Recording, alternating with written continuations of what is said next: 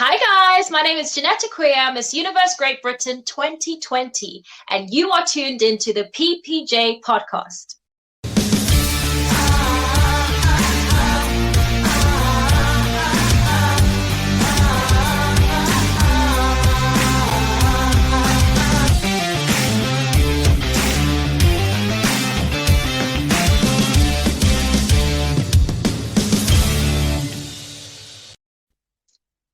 Good evening, everyone. It's Adrian from the Pageant Project. If you're watching from Australia, as Jeanette was just asking me, it's bright and early in the morning. It is Pageants and PJ's episode number, I think, 63. And our very special guest for tonight's proceedings is Jeanette Akua, who is the newly crowned Miss Universe Great Britain 2020. Jeanette, welcome to the show. Hi everyone, thank you for having me. Very excited to be on.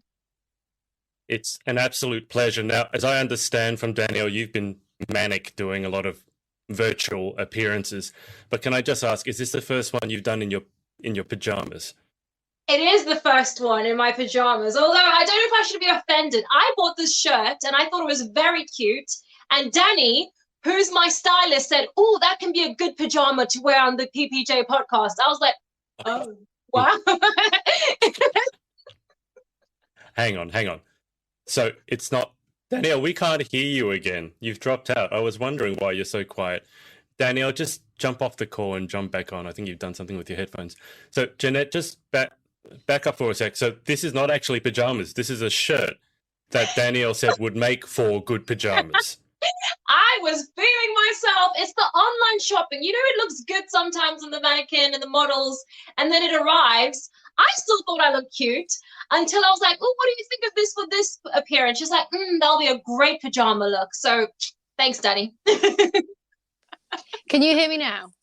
Yes. Yes. Okay. Okay. Would you like to defend yourself or give context? Here we go. In my defense, because on PPJ, a lot of people, some people do wear their pajamas, some people don't. And I thought it was a nice hybrid because it had that silk pajama look and feel to it, but still being dressy and Miss Universe Great Britain, Miss Universe styly. And I thought it was a good hybrid in my defense. So you're still dressed up and smart, but it looks like silk pajamas. Okay, so I love you're not saying that it looked terrible. You're just saying that it was doesn't look like pajamas. A good look. She looks bougie. Oh, we like that word, bougie. I'll take bougie. There you go. I think that's one of Danielle's favorite words. Have you not heard her use the word bougie before, Jeanette? You must have. I have. Half of our voice notes consist of yes, word, yes, queen. Yes. Dear me. Okay, now, I don't know, there's a lot of you guys tuning in. So if you have any questions for Jeanette, put them in the comments and I'll pass them on. Now, do me a favor and keep them light, because someone in Jeanette's position is doing 1 billion interviews, and I know from experience, the questions can get very samey and get very heavy. So if I feel your question is a bit too much, how do you plan to save the world or something like that, yeah, I'm actually going to skip it. Try and keep it light and give us something to laugh about, because this is not actually an interview. This is supposed to be light and fun. And oh, by the way, Chloe, who's normally on with us, sends her apologies. She has a really, really bad migraine. And migraines are not just a bad headache. If you can understand having a headache so bad that you want to puke. I've never had that, thankfully. But she was going to try and get on the trooper, but she just said, "Get well soon, Chloe." So, yeah, we miss you, Chloe. Okay, so Ralph has said, hello all. All right, so Kev has started. That's a posh PJ top, Jeanette. Well, as Danielle said, it's bougie. Kev has also said, is Danny digging herself out of the hole here? Always. It's always seemed to be doing on this podcast. You see, they're coming to my defense. The only way Danielle is not going to be digging herself out of a hole is if she doesn't say anything. So whilst we couldn't hear her, she didn't have to. No, actually, Jeanette threw her under the bus. So even when Danielle is not saying anything, she still has to dig herself out of a hole. Rachel, who tunes in every week, I think. Hello, everyone. Rachel. Hope you're all keeping well. Congratulations, Jeanette, on your win. Can't wait to watch your journey. And Rachel's got the question started. I think this is a good one to start off. Jeanette, what are you most excited for in your year as Miss Universe Great Britain? Wow. what am I most excited for? You know, it's been such an interesting journey because I've only been crowned just over 2 weeks ago. I was, you know, this event was meant to happen in June last year. So I've got less than 8 weeks to prepare for the finals in May. So I feel like it's an unusual and unconventional, you know, way of things happening. But I think I'm excited about making the most out of a short but impactful. So I'm excited to get ready for the finals in less than 8 months. Well, 8 weeks, actually. It would be nice to have 8 months, but yeah, 8 weeks. Jeanette, I feel like you were like born 8 months, ready. yeah. You were born ready for this. Tell me more. So it doesn't matter whether it's 8 weeks or 8 years. You were born ready for this. Oh, thank you, Danny. Appreciate that. Jeanette, am I right in saying that this was your first pageant? Yes. First pageant. Although I will say my mother and my sisters have, you know, they're not new to the pageant game. But for me, I'm more into music. I'm a singer, love performing and things like that. So the idea of a pageant... I Googled you this morning because I always do my research and I'm like, holy mother of God, this woman has done everything. You've been on X Factor, you've been on Britain's Got Talent, and then I looked you up on YouTube because YouTube came up and I saw a cover you did of Sia doing Chandelier. Oh, yeah. Chandelier. Your voice, I'm a musician as well, your voice is ridiculous. Anyone who can sing Sia Chandelier, that is not an easy song to sing. But just backtrack for a sec. The reason I asked you whether the pageant was the very first one you entered was because there's a lot of girls watching this whose lifelong dream would be to have the crown that you have now. And they work themselves up from small pageants, working. What do you think it was? What qualities do you think the judges saw that enabled you to win the biggest pageant in Great Britain on your first attempt? Because people are going to want to know your secret to that. Yeah, they are. Oh, that sounds so grand when I hear it put that way. It's the truth. I'm surprised. It is the truth. Well, I like to say that pageants have really evolved, and not to give a pageanty answer, but they really are more than just beauty. It's more than just, you know, ticking a couple of boxes. They want women who have lived life, you know. And you mentioned I've been on X Factor, made it to the top 10 finals. I got to travel the world. I did Britain's Got Talent, made it to semi-finals. And in between that, I went to university. So I've got an undergraduate degree and a master's degree. I now work as the youngest manager at a leading economic consultancy firm. So I'm not trying to throw my CV at you, but what I'm trying to say is that I've lived life before I went into a pageant. I am and was a complete woman when I entered. I never entered pageantry to find validation. I knew who I was outside of it, and I saw it as a leadership opportunity to amplify my message and share my story. Oh, wow, that's what we're doing. I know, he does this. Jeanette, talk us through this. I'll quiet it down a little bit. You want to talk us through this? Of course. I wrote the song, actually, at the peak of lockdown. I'll even say I was having a rough patch. I won't lie. I think we were in our second lockdown, and I was just going through a lot, and the whole world was going through a lot. But I wanted a song that could help me explore through the polarized emotions I was feeling, like frustration, but yet I had this fire burning in me that I can do it. You know, I had moments of weakness, but then at the same time, I had moments that were telling me, you can do whatever you want, and you can be whoever you want to be, even though things aren't great right now. So I wrote the song called You Will See Me Fly, and it's a metaphor for, I mean, I will be as low as low.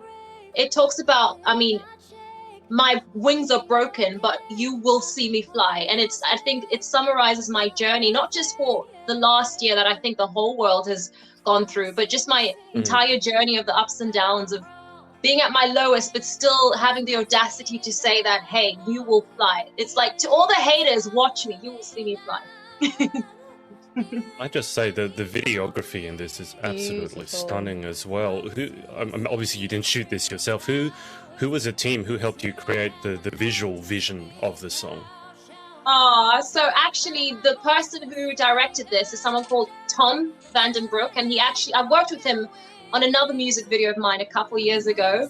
But funny story, this was in between the lockdown. So we were allowed to meet people, you know, outdoor. I think it was under 5 people were allowed to see. Yeah. So we had to, you know, we went to this is filmed at my boyfriend's parents' like shed. It's an outdoor shed.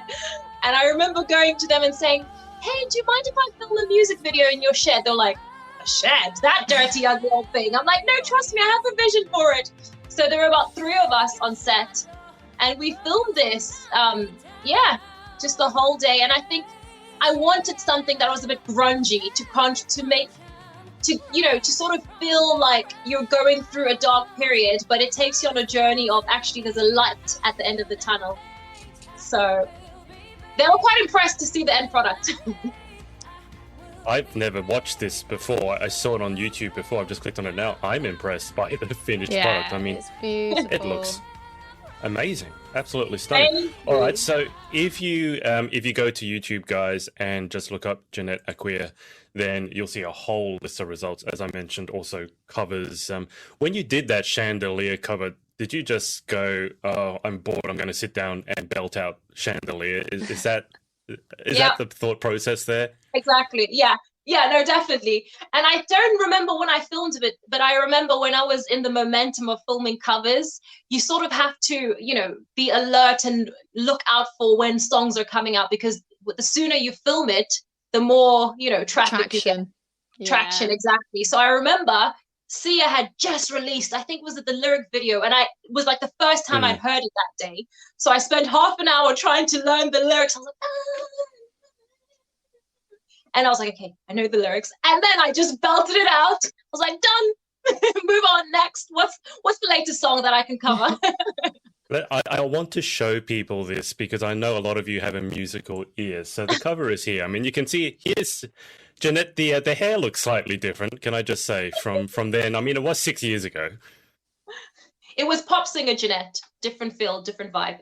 Pop Jeanette. Okay, so I won't play the whole thing, but just listen. See if we can get to the chorus. I'm gonna swing from the chandelier, from the chandelier.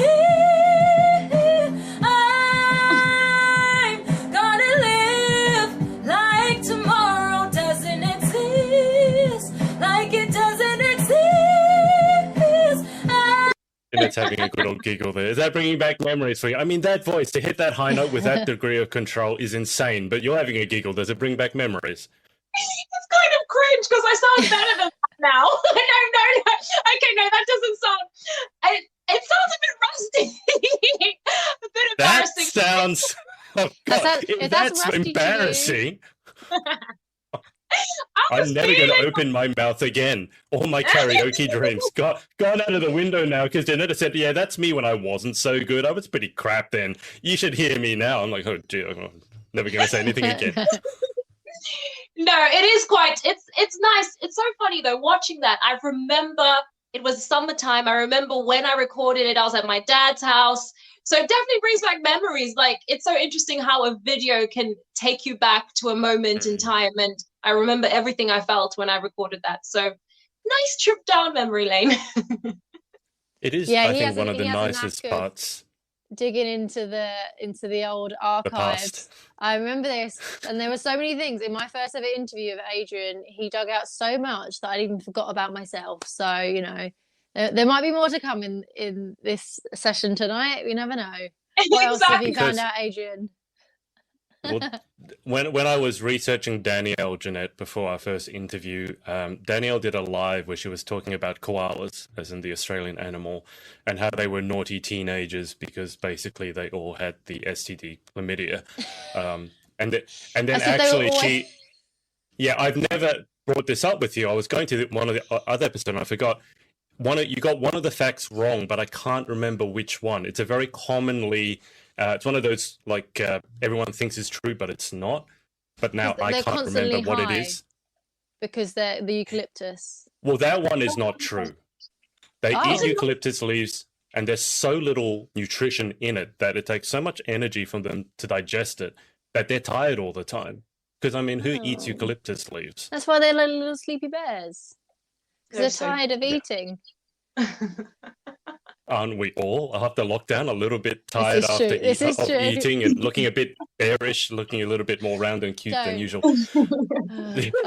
I put on a suit today that I bought during lockdown, and it was a tight squeeze, you guys. Like, and making first impressions at my new job or my jeans, I didn't want to crouch down, pick anything up just in case.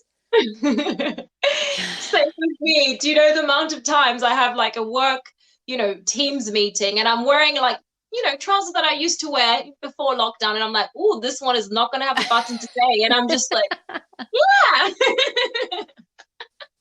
It's fine when you you're on a guys are video all call, you talking can just about. roll them down. You can't do that in the office. Not in my office anyway, you get done for that. I'm wearing shorts, so I don't know what you guys are talking about. Thank God for track pants and shorts is all I can say. This is Jeanette, the let me one just bring you up to. Oh, sorry, go ahead. Go on. I'll just bring you up to date with the comments quickly. We've done that one. Now, Kevin has said, because we don't have Chloe on, you should have had me on as a replacement for Chloe tonight. Kev I was wants going to come on the show. I was going to bring someone on as a replacement, but I had like half hour's notice. I was thinking of bringing Emma Jenkins on because obviously Jeanette knows Emma. Emma But Jenkins. Oh, hang on. Jeanette, have you heard Danielle's Emma Jenkins impression? Sorry, have I heard whose impression? My impression Have of you heard Emma. Danielle's impression? Go Danielle, on, off you go. He's always making me do impressions of Emma. Performing monkey, off you go. Hello, everybody. My name is Emma Jenkins, and I think that Jeanette Akua is absolutely beautiful.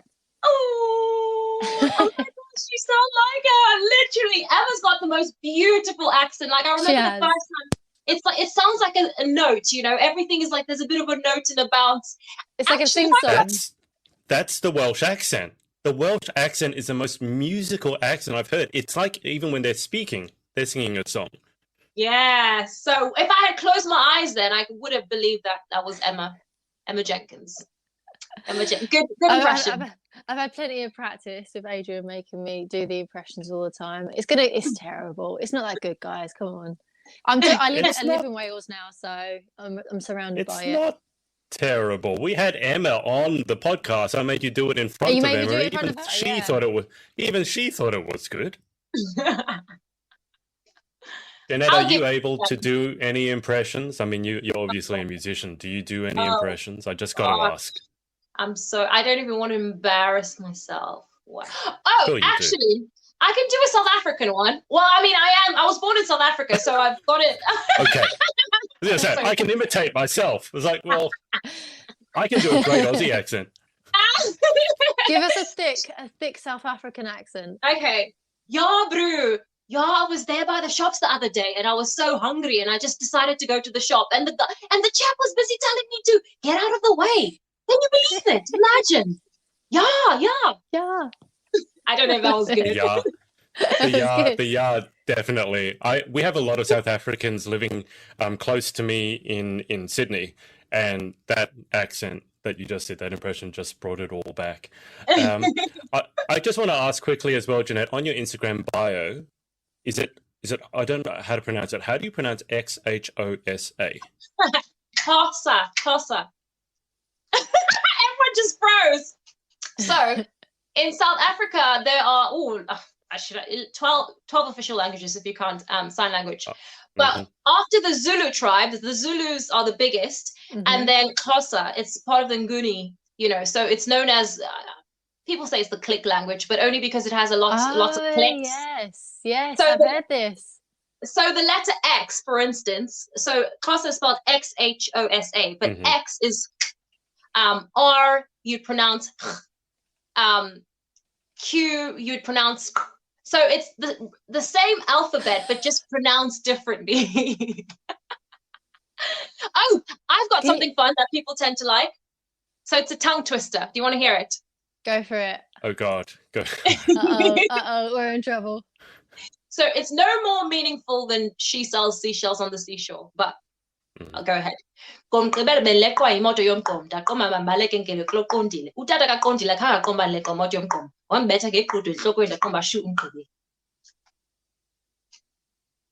drop.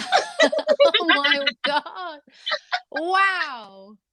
Okay, if there's ever a what does that talent mean in section, terms of- if you ever need a unique talent, just do that, and people will be like, "Yeah, what does that mean? What did you just say?" So it's a tongue twister, like she sells seashells. So I can break it down for you. So on Saturday, I was being chased by the dustbin truck, random. So I decided to go into Kondila's house. So Kondila's dad didn't believe that I was being chased by this truck. And then he bonked me with a little knobble on my head. I was like, ouch, damn, you finished me. That's what it means. So cute. It sounds a lot better the way you said it. The Yeah. English translation leaves something to be desired. This is the most fascinating language I've ever heard, because I have heard of the click language before, but I've never heard anyone speak it. I don't know how you just like randomly the clicks rolls off are the tongue. appearing. Yeah, and it just segues into another. I don't know how you pronounce that. I could never. Danielle makes fun of my impressions, like my Scottish Yeah, impression. no, I'm not even going to you try. don't want to hear Adrian attempt Scottish. It's Look, everything other but Scottish. Well, Go on, yeah, you know fair you are enough. though. Go on, say something. No, look, I only know how to say one phrase, and that's Olivia's wee whimpering noises. Yeah, okay, I'm that's Miss good. Galaxy You've UK. nailed that. I will leave it as that. Okay, Jeanette doesn't need to have her ears listen to this. Danica has said, "Hello everyone, so excited to tune into this session of Pageants and PJs." Danica, you, and I hope I'm pronouncing your name correctly, you're from America, I think, right? I know Danica was in our book, Confessions of a Pageant Girl. I think she's from America. Rachel, watching every Tuesday has just become part of my routine. I love watching these. What an amazing voice. Aww. I'm assuming you're talking to Jeanette, not myself. Will you be doing, Jeanette, she's definitely asking you, more singing videos or any other plans in that direction? Any other musical plans? yes, definitely. So funny enough, I was in between a couple interviews I was doing on Sunday. I was like, oh, let me record another cover. So I might have a cover coming out soon on my Instagram. We'll see if my voice is up to scratch that day. But definitely, and I think music is just a part of me. It's not something I have to put on. It's not something I have to premeditate. It's just second nature. It's a form of therapy. So anytime I get to sing or listen to music or express myself through writing, it's therapy for me. So of course there'll be lots more singing videos and maybe another music video coming out. Who knows? Can I just ask two questions? Favorite song to sing? Oh. Hardest song to sing for yourself? Favorite? Hardest? I like There's a Boy I Know. I love Whitney. I love Whitney. Miss her. So my favorite is probably Dance with Somebody. I went through a phase where I really liked indie, like pop indie. Skinny Love by Birdie. It's people wouldn't expect me to like that type of song, but I went through a phase where I was obsessed, and I did an R&B version of cover or rendition rather. So wow, that's my favorite song. What's the hardest song to sing? I Will Always Love You. Just don't. Just don't.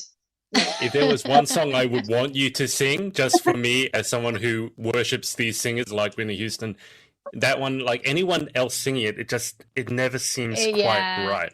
That's so the time to leave the bar when someone's picked either a Whitney or Mariah. Yeah. Time for me to go. Exactly. And it's just, even if you're a good singer, I just feel like you can't do that song justice. It's just don't. Leave it. Yeah. Unless you really change the song. Unless you really change the octave. If you made it your own and you didn't try to outdo her version. Yes.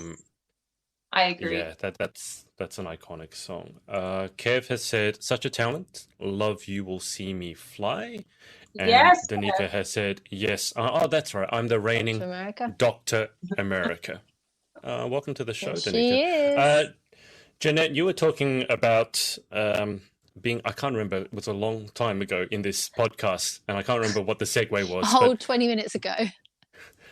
My memory. Okay, it's 8 a.m. Audacity.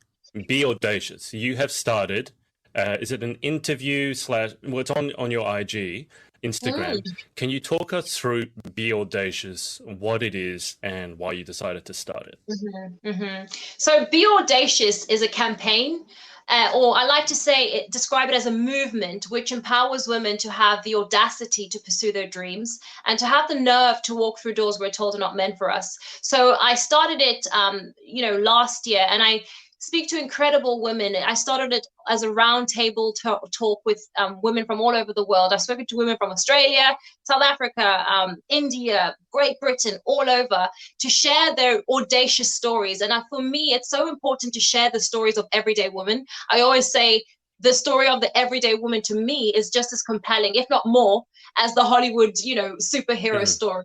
I think it's so important. We often think the only, excellent people worth celebrating are the people that we see on Forbes list or, unattainable. But I think there's so much power in us, just looking at each other. So I speak to women from doctors, architects, businesswomen, to single mothers, women struggling, thriving with chronic illnesses. And I think it's important to share a diverse range of stories, because that's what allows us to understand a variety of perspectives and life experiences. So that's my Be Audacious campaign. I feel that's so important as well, because as a Miss Universe, she needs to be someone that is relatable, able to walk into a room and, be a voice for all women. So the more women you talk to, the more stories you get to know, the more conversations, more things you can bring to the table for being a Miss Universe. So that is literally the perfect platform for you. Thank you. Yeah. And I always feel like people, when we talk about empowering women, like, although I would love to be the voice of every woman, I think it's more important to allow people to use their voice. I can't, be a single mother because I'm not that. I can't tell you the experience of someone who's survived a sexual assault. I can't tell you the experience of someone who, was a business owner and lost it all in COVID. But what I can do with my platform is give those women a chance to tell their stories. And through other people listening, hopefully they can feel, inspired to be resilient and to be more audacious. I love that. I think what I would want people watching to just note is that you've taken your platform, which you've put a lot of hard work into building, and obviously now with the Miss Universe GB title, your platform, your following will only build, but you're actually taking the spotlight that you have now and you're shining it on other people, which I think is amazing. That's what I like to think I've done with my interview work. That's why I actually made a decision to interview non-celebrities, because I wanted to tell, like you said, the ordinary woman's story. Ordinary, not meaning, normal, not ordinary, because everyone's extraordinary in some way. But you never know what someone's story is. I interviewed a woman actually from South Africa who had survived domestic violence, to give you an idea, Jeanette. And her partner at the time pulled a gun on her, fired it at her head, and just happened to miss. And she describes a moment that she felt the bullet go past her ear and embed into the drywall behind her as a moment she died.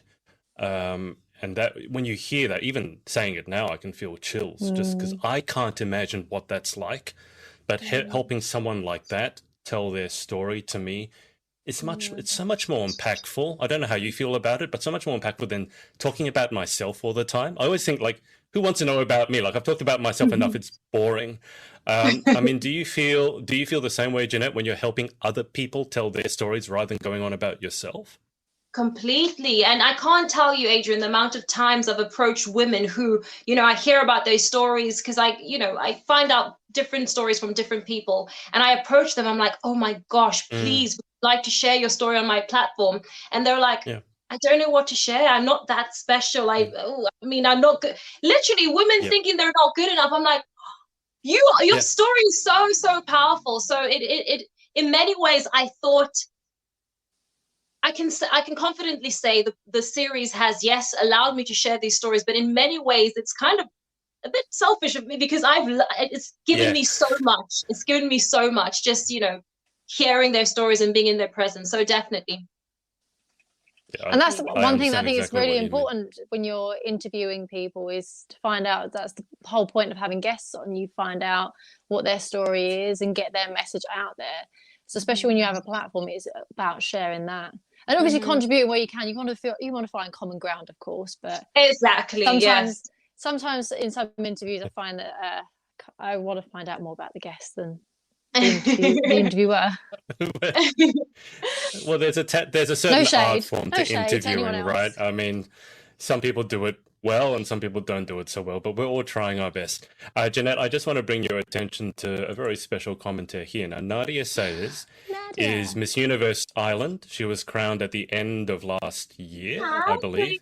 Your sister. Now, she has said, helping others to amplify their own voices. You're doing fabulous work, gorgeous.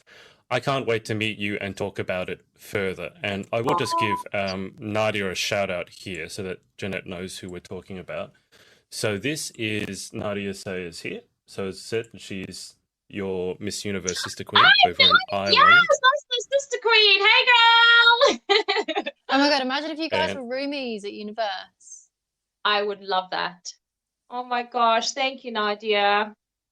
And she does a lot of work in mental health and is doing some incredible work creating comic book heroes so that children can talk about mental health and become educated about it, which also is amazing work.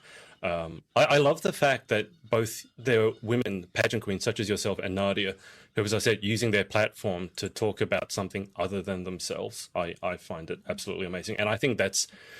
I'll ask Jeanette, do you feel that that's part of what is your responsibility as a queen, is to, rather than talk about yourself, although you talk about your story because that's relevant, but to literally take your platform and go, I'm not going to have it on me, I'm going to shine the spotlight on other people. Do you see that as one of your responsibilities? I completely see that as one of my key responsibilities. I think pageantry, it's a leadership platform, and I think it would be such a wasted opportunity to be inward focused on it. You know, for an entire year, you've got a platform to speak on issues that are challenging, and all you do is post cute selfies. I mean, hey, I like a good selfie every now and then, but I think for me, we do. But I think it was so important for me to discuss a variety of subjects. So yes, we talk on the heavy topics, but also the lighter topics. You know, I think, and I know being a woman is such a nuanced experience. We don't have the same views. We're not a monolith. We don't think the same. We don't have the same experiences. But I think by coming together and sharing these variety of perspectives, that is what is going to, you know, help challenge toxic status quos and help to redefine the narrative of what it means to be a successful woman in 2021. Amen. Emma Rose Collingridge, who was Miss Galaxy. So Danielle was Miss Galaxy UK this year. Emma was the Miss winner from last year. It's one of the biggest titles in UK. And she said, Jeanette, you are absolutely incredible. I am so excited to follow your reign. We all are. We're all so excited. I was messaging one of, you know, the Miss You accounts because you had your takeover. And I messaged the girl that ran that. I was like, I'm just so proud of our candidate. Like, she's just, she's amazing. She was like, I know. She's like, I can only picture about 6 girls taking it over from Zosie. And Jeanette is definitely one of those. I was like, wow. Wow, that's such an honor. That means a lot. But yeah, I definitely just see it's not about me. I feel like my whole life has been about me. I think it's 1 year. In fact, I don't even want to say it's 1 year because I feel like it shouldn't just be a title, then you dust your hands off of the causes and you're done. I think it's a lifestyle. And I always say, if I were to, I mean, as a Miss Universe Great Britain, but even if I were to win Miss Universe, it wouldn't just be a reign or a title for a year. I want it to be the start of a global movement. You know, I always say I want to build an army of audacious women all over the world who will continue to thrive long after my reign. That's what a legacy is about, not just work. Legacy. I don't want it to work when I'm there. I want it to be possible for people to remove me out of the equation and for what I stand for to still stand, and for the ripple effect to continue without me. That's what's most important to me. I do want to, I mean, Emma, so the commenter here, Emma Rose Collingridge, she doesn't, I know her very well. She spent a month or so with me in Australia last year before the whole COVID craziness hit. I know that she doesn't look up to just anyone. And I know that back when you guys were competing in person, even though that didn't go according to plan, Danielle messaged me and mentioned your name, Jeanette. And I was like, who's Jeanette? Because I hadn't heard of Jeanette because you hadn't competed before. And she was like, this woman's amazing. So I just want to ask Danielle, from your perspective, Jeanette being a complete newbie to pageantry, what made her stand out to you? Like, what caught your eye? Because she certainly did that. I mean, obviously, I was there at the casting day, and I just got this amazing energy from Jeanette. I think I put some Latin music on because I really love Latin music, and she was just literally dancing, vibing, and enjoying herself. And I think with Miss Universe Great Britain being such a big, title, people put a lot of pressure on themselves. They forget to enjoy it. And what I really sensed from Jeanette was that she was just enjoying the moment, and she didn't have any kind of fears or worries because she'd done the hard work in the run up. She'd done everything she could to be there. So she was enjoying the day. And that's what I took away from Jeanette being there. And watching Jeanette walk as well, there was like a light air around her. Mm-hmm. There was a moment where, Jeanette, you will obviously remember the layout was very beautiful for the casting day, and they had their singular walks. There was a moment where there was like a little bridge, and Jeanette walked up and she put her arms on the bridge and just was like, and it was like a queen looking over her kingdom. When you just get chills from someone. And I was just like, okay, girl, I see you. Coming in fresh. Okay. So yeah, she definitely caught my eye. And it's very rare that someone gives me the chills like that. I call it a pageant-gasm. Yeah, it is what it is, guys, right? When something happens, when someone does something amazing on a pageant stage, it's like, it takes your breath away. It's a wow moment. And yeah, Jeanette, you gave me a pageant-gasm. Not gonna. And that's the highest compliment that I could give. I don't forget. The first time I ever coined, I'm actually think I'm going to need to copyright this pageant-gasm. It's said here first. Copyright is everywhere now. I think I mentioned this like 3 or 4 years ago, and I think I was sitting next to Paula of Miss Universe Great Britain a few years back, and I was just like, when someone did something, I looked at her, I was like, pageant-gasm. She was like, what are you on about? I was like, it was really good. So yeah. Oh, thank you, Danny. That's so sweet. And I actually remember that. I remember when you started playing Latin music, because music just moves me. And I remember, we were doing rehearsal, we had masks on, couldn't breathe. I mean, we knew why we needed to do the safety measures. But you just played some Latin music. I was like, now we're talking. And every single girl was like, yes, girl, work it. Yeah, just dancing. I remember you were standing next to me, and we kind of like we were both like vibing. We were like having a little dance. I think that's a song came on that you recognized, and you was like, yes. And I was like, yes. Definitely. And I think it's just so important to, know when you put in the work. Like I always say, the competition doesn't start when you set foot on that stage. The competition starts the year in advance. I would even take it further and say multiple years in advance. When you get on that stage, it's the culmination of all your preparation. So if you feel, confident in what you have to offer, you shouldn't be panicking. That's the time to enjoy it all. I was stressed in the build-up when I was working on my campaign, trying to make sure I was telling the right, getting as many powerful stories out there. That's when I was stressed. But once the actual event happened, I was like, I've done the work now, and what's meant to be will be. And I think the women were so incredible, and I really was confident in that whoever won would do Great Britain proud. So yeah, for everyone to have got to that stage, because obviously you jumped through so many hurdles, there were so many setbacks, there was quite a few people that obviously had to exit the competition. So the fact that you've been so resilient to get to that casting day, and then after that casting day, each having to submit your videos. Obviously on that day you each got to have your interviews, so that the judges did have a good feel for who each person was and what they brought to the table. That interview was crucial. You should have seen me. I was having kittens, making sure everyone got their interview. But in kittens? Having kittens, yeah, stressed. Having kittens, yeah. I don't know, maybe that's a British slang thing.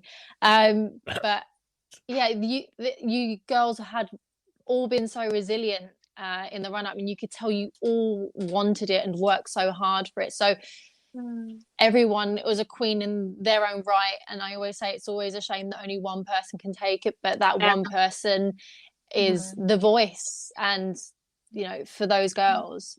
And you definitely have not only a beautiful singing voice, but a very literally literally an eloquent message to get across. And I know for sure that every single girl that you competed with is so proud of you, and they are so excited for you. Oh, I hope they are. Thank you, Danny. Funny story though. You mentioned the interview, just to lighten it. I don't know if you know or noticed this, on the day you were sort of helping usher the girls into the interview room. I remember when I put my hotel room key down by the banister, went in, and as I left, I just grabbed 2 keys. I didn't realize it. By the time I got back into my hotel room, I was like, whose keys are these? And I was like, oh, it's Danny's. Stole someone else's key. I think I took your did hotel. actually lose my key. You stole my key.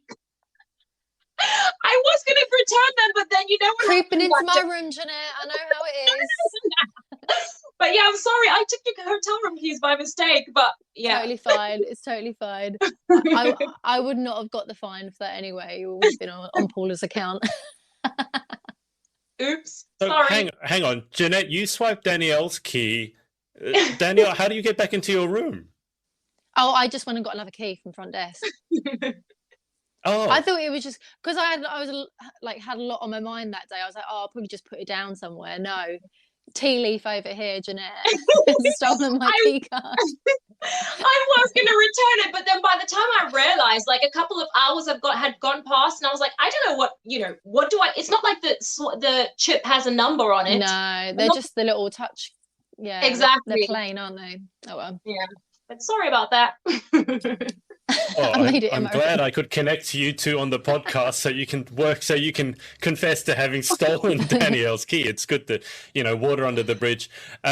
Jeanette, I want to ask you a question, because there's going to be a lot of girls looking up to you, given your title and given everything else you've done and how confident you are. You talk about being audacious. You're obviously audacious yourself, at least outwardly. I know what goes on the outside, not necessarily on the inside all the time. We all have our days. But there's going to be people watching who go, Jeanette won on her first attempt. That's great for her because she's obviously so brave, so confident, nothing would ever faze her.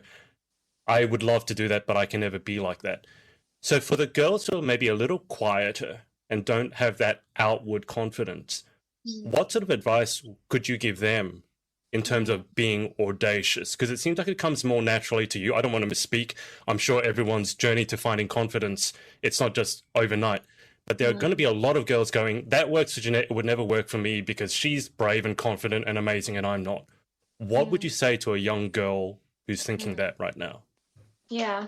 Well, I like to say being audacious isn't just about, getting out and being super bold and doing radical things, but being audacious can be just stepping out of your comfort zone, speaking up, even if your voice shakes, And I think it's important to know that there's no such thing as an overnight success. And I'm not saying I'm a success or anything like that, but I was successful in winning Miss Universe Great Britain. But that it might, on the outside looking in, it might look like, oh, she just did it once and it worked. You don't know the 10-year journey. Like I failed in so many other things in life. And they might not have been pageants, but they were preparing me for this.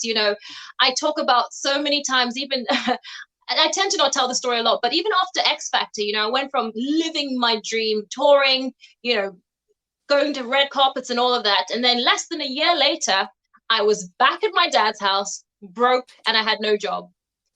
So people don't know the journey behind the scenes. So just because it looks like you've succeeded first attempt at one thing, you don't know how many attempts in different forms I have failed at. So I think my message to whoever is, uncertain, take the first step. You don't have to see the whole staircase. Just take the first step. And I'm paraphrasing from The Secret, Laws of Attraction.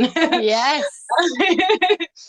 But it's so important to not think that being audacious, there's only one version to be audacious. It looks different for everyone. And I think the underlying spirit behind it is just to act despite your fears. Yeah. There you go. Danielle's quiet. She's lost for words. That doesn't happen very often. I'm on the same page. I'm nodding in agreement. Absolutely, yeah. Stepping outside your comfort zone, and that's definitely something that's made me grow.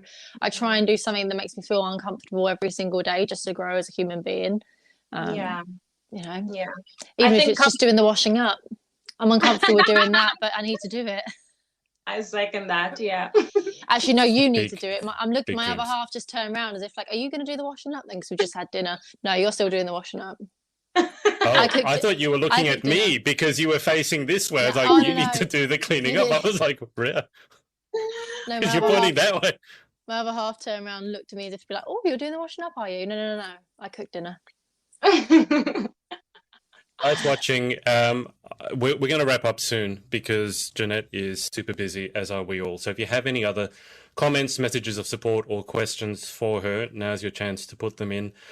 Jeanette, selfishly, I just want to ask you one more question. How do you manage to do so much? Because there's this acronym that I heard, which I really liked recently, which was FOCUS, which was follow one course until successful. Then on the other hand, there are people who are multi-passionate and seem to do a lot of things and do all of them quite well. And I'm more of that person. I find it a challenge to really focus on one thing. How do you go about managing your day, managing your time? I guess more importantly, managing your energy. Oh gosh, I'm still figuring it out.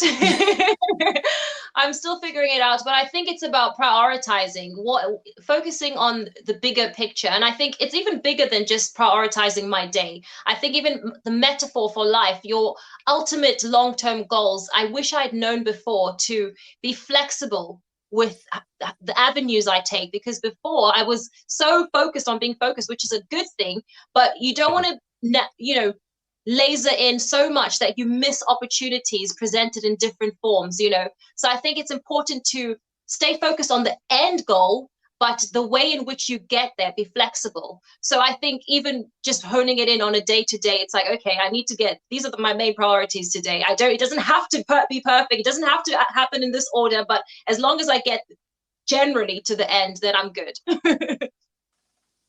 Yeah, I think during 2020, for us just to make it to the end of the day was probably a major success for a lot of us. So, Jeanette, in terms of any future plans or big goals for yourself, I mean, you've already achieved a lot. So do you have any sort of moonshots or things that you'd like to stand for? Are you going to run for office? Are you going to be president of the country? I mean, you're going to be totally on the could. Forbes Fortune 500 company in your spare time? I mean, what are the big goals, the big visions, the big legacy that Jeanette wants to leave behind?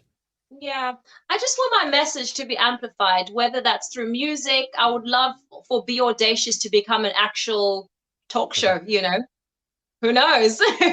But ultimately, once again, the avenue or the form that takes, whether it's through music or speaking opportunities, I just want my message to be amplified. And that's for women to just believe in themselves. Only you get to own your story. Only you get to define what it means to be successful. And yeah, that's my big goal. Well, amazing. Danielle, I think we will wrap this up with, because I've never interviewed Jeanette. So, Danielle has... I think Danielle has disappeared. Either that or she's gone very, very still. She might have, her battery might have died. But Jeanette, let's finish with the same 10 questions I wrap up all the interviews with. And if there are any more questions from the viewers at the end, then we'll circle around to them. So 10 questions. It's not rapid fire, but you can answer them quickly if you want. So question 1 is, what is your favorite word? Audacious. That makes sense. Question 2, what is your least favorite word? Can't. What about in life? What gets you excited? What turns you on? Possibility, hope, the potential, that the future, the potential of the unknown. Yeah. And what turns you off? Pessimism. Yeah. I can literally see your face drop even when you think about it. It's just, when you have such a great idea, and I don't mind constructive criticism, and I know you have to be realistic, but what I hate is, when you've got this energy and you've got these ideas and someone is just met with this dampening, it's like, ugh, you just killed the vibe. You killed the vibe. Question 5. This is a question I love asking musicians. What sound or noise do you love? Ooh. So it's not a particular one, but reverb, the sound of an echo where you can say hello, hello, hello, hello, hello, hello. And it's that I like that sound. And you can any note sounds incredible. It's like and it sounds I don't know if that's the reverb. I mean, that might just be your voice. I mean, if I turn reverb on, it's going to sound like I'm singing in a toilet. But I guess if it works for you, that's the main thing. Well, what sound or noise do you hate? Oh, people chewing with their mouth open. Oh, I don't like that. And I don't know if it's too polite or I don't know. I can never tell someone to chew properly. I think it's a bit rude, but it's just like we can hear, That's the worst sound. That's one of the most common answers I'm given to that question. In fact, one girl, for her, was so bad that if someone chews loudly next to her, she bursts into tears. She just starts crying. Oh. So that's a very common answer. Okay, fun question. If you could have any one superpower, what would you pick and why? I keep changing this all the time. To be invisible. Because I feel like you can go anywhere, do anything. I was going to say, and get away with it. That does not set the right tone. I just think being invisible could be cool. Yeah.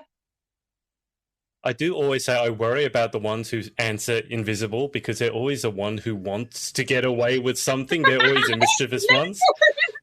There's nothing I want to get away with. Question 8. What job or occupation other than your own would you most like to attempt? What Michelle Obama does is incredible. It's not a solid, I don't even know if there's a title for that, but she's such a woman of influence, I think, from writing her books, her political stance, her humanitarian stance. I'd love whatever her job is called, because I don't think it has one title. Being Superwoman, basically. Well, even the way, actually, now that you mention it, the way she speaks and the way you speak are in the same vein. Very, very powerful speakers. Oh, Adrian, stop! Michelle Obama is one of those people, when she opens her mouth, it doesn't matter what she's saying. She could be telling she was on a talk show, I think with Stephen Colbert, and she was saying how when she was in the White House, obviously, she just wanted to get out of the White House to watch the fireworks. I think it might have been the 4th of July. This was during lockdown, and you can't do that. Being the wife of the president, everything needs to be run by the Secret Service. She was trying to escape the White House. She got to the door and it was locked, and the Secret Service are like, "Are you trying to go somewhere, ma'am?" But it's such a silly story, but the way she tells it, you're just entranced. And your delivery really reminds me of her. Oh, that is like the highest, that is a compliment. Thank you. I appreciate that. I remember reading that. I know she retells the stories in some of her interviews, but I remember reading that. I was like, I just love this woman. I mean, in the middle of the White House, the big fuss, she's literally saying in the middle of this fuss, just let me be human. Let me be human for one moment. And I resonate with so much that she stands for. So that's Have you seen the documentary on Netflix? Yes, watched it. When she's jamming in the back of the car, listening to the music, I'm like, yes, Michelle, go on. Get it. She's just normal, exactly. Amazing. Yeah. She's my number one person that I want to style. Wow. Obviously, I have dreams of obviously I'm a stylist and I have my dream clients. Obviously, you are one of them. And then, Miss Universe, I'll be styling Miss Universe. And then the next thing that I want to target is, I know Michelle has her stylist and I follow them on Instagram, and phenomenal. The power suit is, I just love a power suit, and Michelle does it the best out of everyone. She does. She really does. She goes for those bold colours. She wore like a corset underneath a suit. Oh, yes. There's no rules, right? I love it. I like that about her. She doesn't, allow herself to remain in the boxes that people give to her. Even when she was first lady, there was a type, how you should present yourself, how you should dress, and she said, "No, I'm me," and I think that's powerful. So she's an audacious lady. She's an audacious lady. I didn't want to overkill it, but you said it, so hey, I'll take it. How would you feel? How would you feel about interviewing her, Jeanette? I feel incredible. You know something I love about Michelle Obama, like with everything that she's accomplished, you still get the sense that you're talking to a human being. And I think that's so important in whatever sphere of influence that you have, whether it's a title, whether it's being a CEO, it's so important for people to recognize you as a human. You never, at least for me, I never want to come across as unattainable, because what's the point? Then you're just another holy fantasy that people think, oh, that's just them. Those are the dreams for those people. It's not for people like us.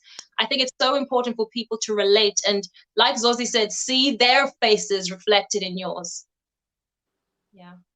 Danielle, just whilst you dropped off, I was going through the final 10 questions with Jeanette that I normally wrap up interviews with. So we got up to question 8, which is why we're talking about Michelle Obama, because I asked Jeanette what job would she like to try other than her own. So we'll just finish off. So question 9 is, well, she would like to be whatever title Michelle Obama has, she would like to be that. And got to say, I wouldn't mind being that either. I can never be her, just to be clear. I can never be her. Don't want to be her, but whatever combination. What she stands for, what she's doing with her book and talking to young ladies, the youth in general, and by having a great influence. And I can definitely see you doing something like that. Well, you're doing that now. So 100%. Question 9 then is, what job would you definitely not like to attempt? When I once again, talking about the ups and downs, I used to work as a waitress. People don't know. And I think as much as I would say I wouldn't want to do it again, it taught me so much about human nature. And I think it's those moments that humble you. And I think it's important every now and then to go back to, and I have the most admiration for waitresses because I was one too, but it's so important to go back to the jobs that you think you don't want to do, because that's what brings you back to back to earth. So I'd say in a way my flesh says I don't want to go back, but my spirit says yes, those are the jobs that you need to revisit. If that makes Final sense. question. Absolutely. Final question. If heaven exists, what would you like to hear God say when you arrive at the pearly gates? Yes, you made it, Queen. Yes. You made it sound like God is Danielle Latimer. Yeah, I can just imagine Danielle. Yeah, well, Danielle, have you been keeping secrets on us? You are actually God, are you? No, my answer to that was, it's time to party. And I can imagine it being like a party of all like family that have passed and being reunited, balloons, cake, drinks, food, being a celebration of a new life. That'll be nice. What about you, Adrian? What would you want God to say to you? People get like really sentimental and be like, you did. Well, there's two schools of thought. One is to try and give a really serious answer, or to give a serious answer, and one is to give, a more humorous answer. Honestly, because I have it in my brain, I would love to interview God. I mean, I would love to have a great time and have a party, but can you imagine interviewing God? Wow. What do you want to say to yourself? Well, you'd have to change that question, right? But can you imagine if you were omnipotent or omniscient? I mean, I don't know, but I would love to have a great time. I'm not someone who wants to take life super seriously, which is why I'm bringing this episode to a close. You can see that we have a good time on Pageants and PJs. It's not... we don't keep it super serious. But Jeanette, I'm cognizant of your time, so we'll leave it there because we're going on about an hour. Thank you so much for coming on. Thank you so much for having me. It was so fun. Daddy, this is very fun. Very fun. I told you. Chill vibes. Very chilled vibes. Thank you so much. And lots of thanks and, blessings from me and my pajama. Bougie. My bougie pajama. Thank you so much, guys. Bye. See you, Jeanette. Thank Jeanette, you so I'll much. keep you on the line for just a sec whilst we hang up with the audience, and we will speak to you next time. Sure. Hey guys, thanks so much for watching. Hope you enjoyed. Remember, Confessions is out. To get your copy from Amazon, head to shaw.b/confessionsbook, and I'll see you next time.